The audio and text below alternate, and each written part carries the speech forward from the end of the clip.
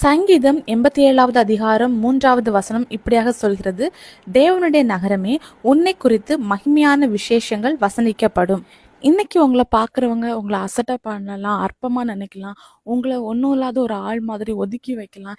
எப்படிப்பட்ட சுச்சுவேஷனில் நீங்கள் இருந்தாலும் ஆண்டவருடைய கண்கள் உங்கள் மேலே நோக்கமாக இருக்குது. ஆண்டவர் உங்களை உயர்த்த விரும்புகிறாரு. நீங்கள் பிறருக்கு முன்னாடி ஒரு மகிமையான பாத்திரமாக மாற ஆண்டவர் ஆசைப்படுறாரு. பரிசுத்த வேதாகமத்தில் பார்க்கும்போது தாவீது தன்னுடைய குடும்பத்தில் அற்பமாக எண்ணப்பட்டாங்க.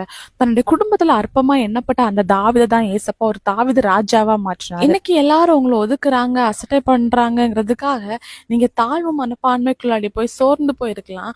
ஆனா ஏசப்பா உங்களுடைய கண்ணீரை பாக்குறாரு, உங்களுடைய இருதயத்தின் வேதனையை அவர் பாக்குறாரு. மனுஷன் முகத்தை பாக்குறான், ஆண்டவர் இருதயத்தை பாக்குறாரு.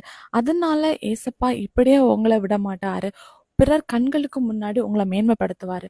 உங்களை குறித்து மேன்மையான வார்த்தைகள் பிறர் பேசுற வகையில ஆண்டவர் உங்களை ஆசீர்வதிப்பாரு. விசுவாசிங்க, அற்புதங்களை எதிர்பாருங்க. இயேசு கிறிஸ்துவின் நாமத்தில் ஆமீன்.